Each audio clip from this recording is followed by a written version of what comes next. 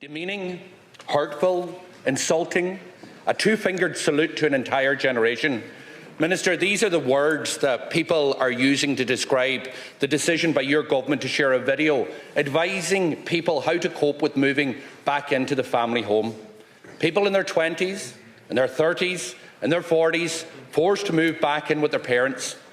I know Spun Out helped with this video, a very good organisation that does great work, and it's no reflection on them or the young people in the video, but it shouldn't be left to a youth organisation to clean up Fianna Fáil and Fine Gael's mess.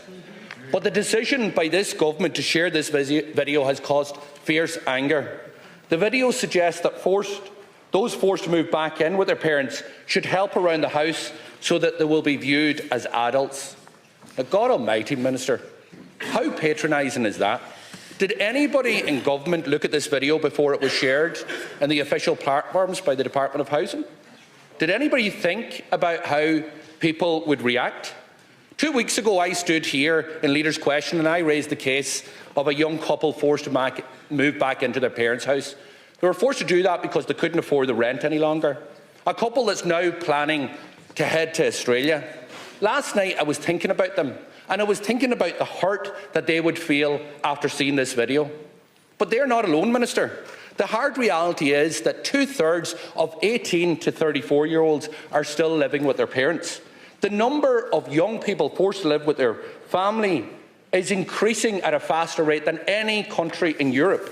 And why? Because under your government, home ownership has collapsed for an entire generation.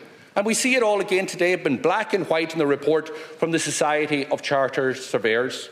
80% can't afford to rent an average apartment built this year. Is it any wonder, Minister, that so many people don't see a future here? Your policies are forcing them to choose between moving back into the box room or leaving Ireland for the opportunity of a better life in Australia or in Canada. And these are the choices that they have to make when they should be here, building a future, starting relationships, starting families. Their lives instead are being put on hold. And if this government gave a damn about our young people, what you would be doing is bringing action forward to bring home ownership back into the reach and to get runaway rents under control. But what are you doing? Instead, you're doing the opposite. You choose to make things even worse. You're going to push ahead with legislation that will see young people hit with big rent increases come next March. But I want to say to young people out there, people who are watching today, that we're going to keep fighting for you here. Sinn Féin will keep fighting for you. We will have your back to make things better, to ensure that you can build a good future and affordable life here in Ireland. Minister, so I ask you this question. I ask you the question that many young people have asked me in the last number of hours. Do you see why young people are offended and hurt by your government sharing this video? And do you accept that it is wrong for this government to make young people feel that they are somehow at fault for your housing crisis? Thank you, Deputy Minister, please. Thanks very much, Orla. What I'd say in the first instance, this video and the information campaign is not a direct Department of Housing campaign. And it is something that you've said yourself has been developed by Spun Out, Ireland's youth information and support platform, and the Housing Agency who've ran this campaign. And it was developed by young people and is based on their experiences. What I would say is, like all of us in this House, I recognise the need to do everything we can to improve the availability and delivery of social and affordable homes right across our country. It's been the single biggest issue in our development of the national and review of the National Development Plan. It's been our focus in terms of infrastructure, so with the enabling infrastructure in energy, in water and transport to ramp up the delivery of social and affordable homes. And if you look at the delivery that Minister Brown has advanced, we've completions for the first 3 quarters of 2025 are the highest since 2008. Housing supply has increased significantly over the last 5 years, with over 158,000 new homes delivered since the beginning of 2020. Rent pressure zones have been extended nationwide, capping increases at 2%. Cost rental tenancies have been introduced, offering secure rents at least 25% below the market rent. We've extended the rent tax credit to 2028. We've increased the provision of social housing of nearly 16,000 new homes delivered in 23-24, the highest since the 1970s. So as a government, we're stepping up when it comes to state intervention on the provision of housing across across the economy. I accept that for many young people, rents are still too expensive in our cities and in towns in our country, and that's why the intervention from the state is centrally important. And similarly, when it comes to housing supply, we've stood up to the needs in terms of the provision of social housing in our economy, extended the First Home Scheme and the Help to Buy scheme to help the affordability when it comes to the provision of homes across our country. And we want to do everything that's possible in terms of the state's role in supporting that increased supply of homes right across our country. That's why in the budget, from tax measures, we took measures in terms of improving the viability of apartments and other interventions when it came to the reduction of VAT on apartments from 13.5% to 9%, again strengthening the viability of housing supply across the country. So that everyone on this side is absolutely fully aware of the need to do more when it comes to the delivery of social and affordable homes. That's reflected fully in our National Development Plan. It's reflected in our extension of many of the schemes, the subsidies and supports, which will improve the supply of social and affordable homes. And we want to do more across our country with the local authorities to zone more land to ensure that housing supply increases.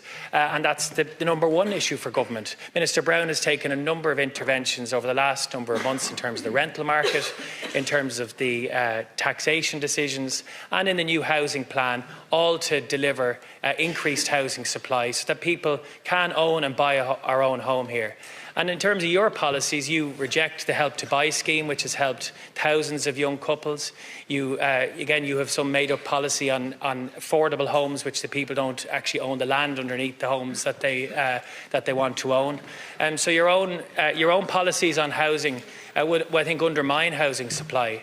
And again, the viability gap is something you continuously ignore. You rejected the reduction in VAT on apartments, which is critical to improve the supply of apartments, particularly in our cities. And this government will continue to do everything in terms of our policy response to ensure that we build more social and affordable homes and we increase and make viable the overall provision of homes over the next number of months and years. Thank you, Minister. Deputy Doherty. Minister, you're not listening and you're not hearing. You don't understand, do you, what it feels like if you're in your 20s or 30s or even 40s and you're that person that is forced to move back in to your parents' house, that you're that person that is now in the box room, and the Department of Housing shares a video which talks about maybe you should do the dishes when you're at home so that you'll be seen as an adult. Can you understand how hurtful that is? How hurtful, the lack of hope that is out there? Minister, when I was in my 20s, I was married. I built my house. I had my first 2 children. There's an entire generation out there whose lives are on hold, or worse still, an entire generation out there that are no longer here because they have lost hope. They have lost hope under Fianna Fáil and Fine Gael because they see that house prices are runaway prices. They see what you are doing, what rents and you are going to push them up further. They see that home ownership has collapsed and they have given up. So can I ask you, Minister, do you accept that the Department of Housing releasing that video, sharing that video, was hurtful to so many people who, under your policies, have been forced to move back in to their parents' box room? Minister to respond. So you're misrepresenting how that video was made and created. It was made by Spun Out, a youth organisation. It was not the particular video was not something that was made by the Department of Housing. It was made by Spun Out, a youth organisation in the state. So just to be clear on that. I'm absolutely clear that I want to ensure young people build a future here, have a future here with well-paid jobs and with more social and affordable homes built right across our country, and managing the economy in a way that they have a future here into the long term, something you just take for granted every time you get up and down when it comes to finance issues. So my message is absolutely clear. We want them to build a future here, and our commitment is there in the National Development Plan between Exchequer and non-Exchequer funds, nearly 50 billion across all the enabling infrastructure and subsidy for housing support, the central priority that we made in the new National Development Plan so people can build a future in this country. Thank you, and that's why we want to ramp up housing supply with the other interventions that we've made. Minister.